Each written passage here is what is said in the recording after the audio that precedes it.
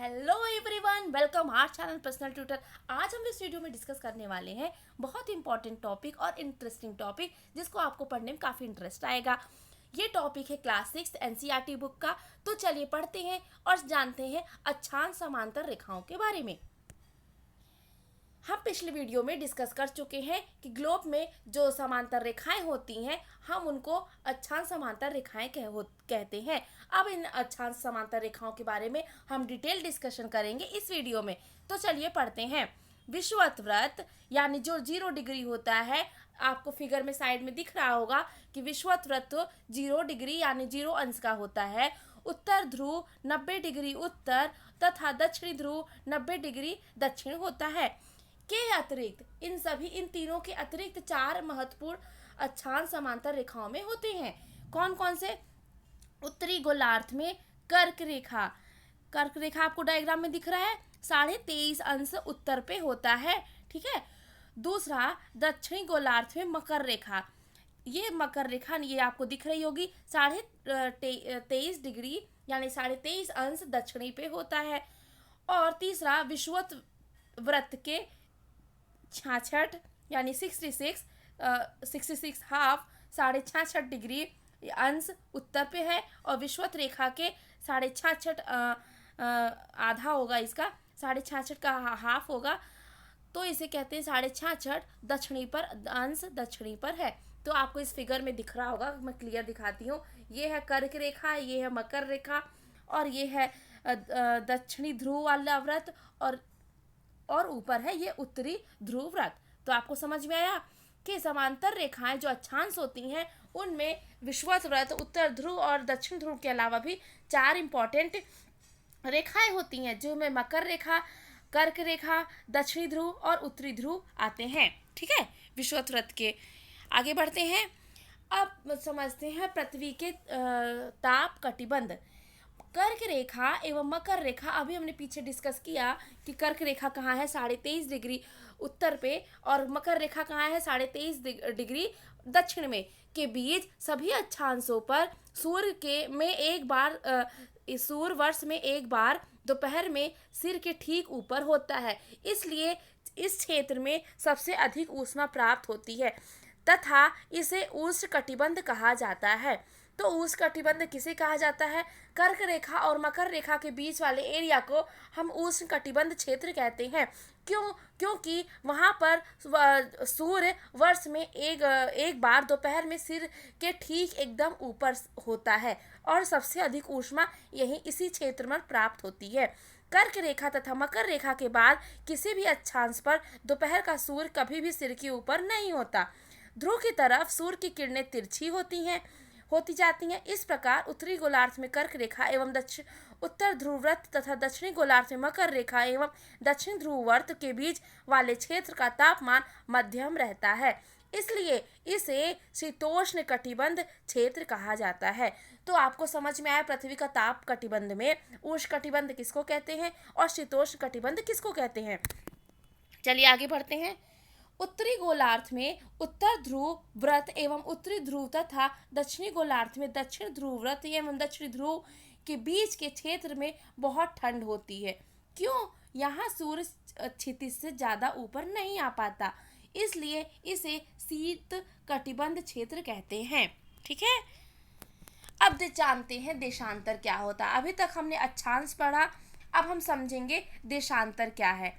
किसी स्थान की स्थिति को बताने के लिए उस स्थान के अक्षांश के अतिरिक्त कुछ जानकारियों की आवश्यकता भी होती है। आप देख सकते हैं कि प्रशांत महासागर में स्थित टोंगा द्वीप एवं हिंद महासागर में स्थित मॉरिशस द्वीप एक ही अक्षांश पर स्थित हैं। तो कौन कौन से एक ही अक्षांश पर स्थित हैं? प्रशांत महासागर में टोंगा द्वीप और हिंद महासागर में मॉरिशस द्वीप, ये दोनों एक ही अक्षांश पर स्थित हैं।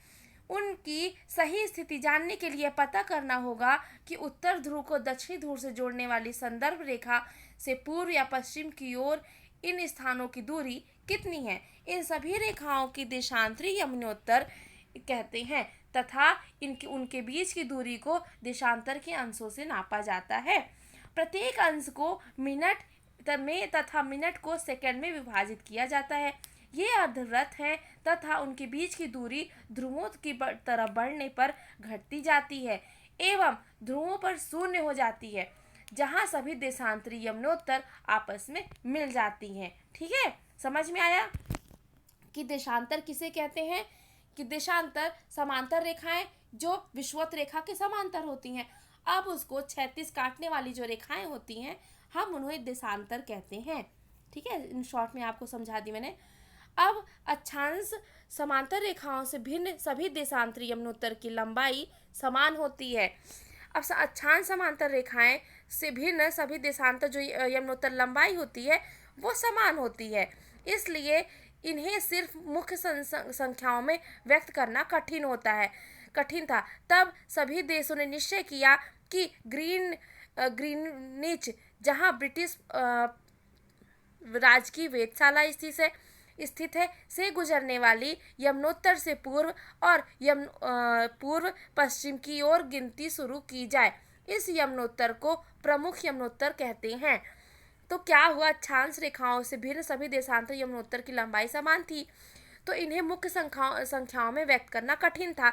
तो तभी सभी देशों ने एक निर्णय लिया कि एक काम करते हैं कि जहां ब्रिटिश का राजकीय वेधशाला है वहां से एक गुजरने वाली जो यमुनोत्तर एवं पूर्व और यमुनोत्तर रेखाएं हैं पूर्व से और पश्चिम की ओर, उनकी गिनती स्टार्ट कर देते हैं। इस यमुनोत्तर को हम प्रमुख यमुनोत्तर कहते हैं। ठीक है, इसका मान 0 डिग्री देशांतर होता है तथा यहाँ से हम 180 डिग्री पूर्व या 180 डिग्री पश्चिम तक गणना कर सकते हैं। प्रमुख यमुनोत्तर तथा 180 यमुनोत्तर मिलकर पृथ्वी को दो समान भागों पूर्वी गोलार्ध एवं पश्चिमी गोलार्ध में विभक्त करती है। इसलिए किसी स्थान के देशांतर के आगे पूर्व के लिए अक्षर पू तथा पश्चिम के लिए अक्षर प का उपयोग करते हैं। यह जानना रोचक होगा कि 180 पूर्व और 180 पश्चिम यमुनोत्तर एक ही रेखा पर स्थित है। ठीक है, अब ग्लोब पर अक्षांश समांतर रेखाओं एवं देशांतरी यमुनोत्तर के द्वारा बनी ग्रिड को देखो। अगर आपको किसी स्थान के अक्षांश एवं देशांतर की सही जानकारी हो तो ग्लोब पर आप उस स्थान का पता लगा सकते हैं। उदाहरण के लिए हम लेते हैं असम में धुबरी 26 डिग्री उत्तर अक्षांश एवं 90 डिग्री पूर्व देशांतर में स्थित है। उस बिंदु को देखें जहां दोनों रेखाएं एक दूसरे को काटती हैं। यह बिंदु धुबरी की सही स्थिति होगा। ठीक है, समझ में आया? असम का धुबरी कहाँ स्थित है? 26 डिग्री उत्तर अक्षांश में और 90 डिग्री पूर्व देशांतर में स्थित है। चलिए आपको यहाँ पे समझाते हैं कि जो ग्लोब के विषुवत रेखा के समांतर रेखाएं हैं वो अक्षांश कहलाती हैं, और जो खड़ी खड़ी रेखाएं हैं, क्षैतिज रेखाएं हैं, हम उन्हें देशांतर कहते हैं। ठीक है, समझ में आ रहा है आप लोग को? ये पूर्व और प में दिखाया गया है। 30 डिग्री पूर्व 60 डिग्री पूर्व, 30 डिग्री पश्चिम 60 डिग्री पश्चिम। ठीक है, समझ में आया? ध्यान से देखिए, आपको पूर्व और पश्चिम में दिख रहा होगा। जो विषुवत रेखा के समांतर है वो अक्षांश है, और जो प्रमुख यमुनोत्तर आपको 0 डिग्री पर दिख रहा होगा। तो आपको क्लियर हुआ कि देशांतर क्या होता है और जो हमारा मानक प्रमुख यमुनोत्तर होता है वो कैसे बना और इसको किन किन भागों में विभाजित किया गया है। आई होप आपको ये देशांतर क्लियर हुआ होगा। Thank you.